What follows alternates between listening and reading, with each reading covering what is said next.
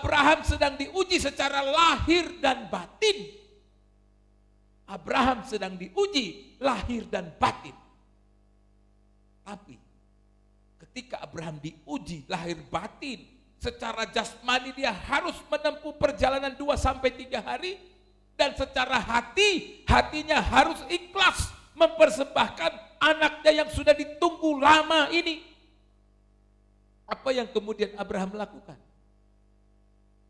Apakah Abraham kemudian bersungut-sungut dan berkata kepada istrinya, "Mama, Tuhan ini keterlaluan." Abraham tidak katakan itu, Bapak Ibu. Apakah kemudian Abraham curhat kepada pegawai-pegawainya dan berkata, "Saya kecewa sama Tuhan. Dia sudah memberi saya anak, saya sudah tunggu lama, tapi sekarang Tuhan mau minta anak saya."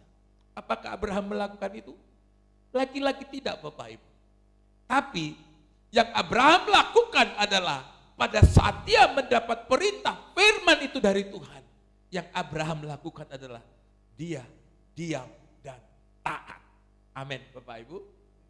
Abraham itu diam, dia taat sama Tuhan. Abraham itu tidak banyak komentar. Abraham itu tidak banyak yang mau dia katakan kepada Tuhan. Karena Abraham tahu Tuhan tidak butuh komentar. Karena Abraham sadar 100% bahwa Allah itu lebih membutuhkan ketaatan daripada kata-kata yang sifatnya protes sama Tuhan. Inilah yang dikatakan Bapak Ibu, ada kalanya diam itu emas. Amin, Bapak Ibu. Ada kalanya diam itu emas. Di sini posisinya Abraham berdiam diri dan dia taat sama Tuhan. Sekalipun permintaan Tuhan itu enggak masuk akal banget, Bapak Ibu. Sekalipun perintah Tuhan itu susah diterima dengan akal sehat kita, Bapak Ibu. Tapi itulah perintah Tuhan. Terkadang Tuhan selalu meminta kita melakukan hal-hal yang di luar pikiran kita, Bapak Ibu. Tuhan itu bekerja di dalam pikiran Allah. Allah bekerja dalam pikirannya dan kita berpikir dalam pikiran kita. Tetapi cara bekerja Tuhan itu, cara kerja Tuhan itu selalu di luar pikiran kita. Pada saat Allah meminta kepada Abraham, persembahkan anakmu yang tunggal. Rasa-rasanya di sini, andai Abraham boleh curhat, Bapak Ibu, dia mengatakan kepada orang lain, sesama saudara seiman yang lain, kok aku punya Allah ini kok tega banget ya. Kok tega-teganya Tuhan sudah kasih dia, kok sekarang Tuhan minta dia ke saya lagi. Andai misalnya dia mau curhat, Bapak Ibu, Abraham bisa lakukan itu, Bapak Ibu. Abraham bisa lakukan itu. Abraham itu bisa ngomong kepada siapa saja. Abraham bisa ngomong kepada siapa saja dan berkata, Tuhan tidak adil, Tuhan tidak adil, Tuhan tidak adil. Tapi Abraham tahu bahwa Tuhan itu membutuhkan ketaatan, bukan membutuhkan komentar atau kata-kata. Amin, Bapak Ibu.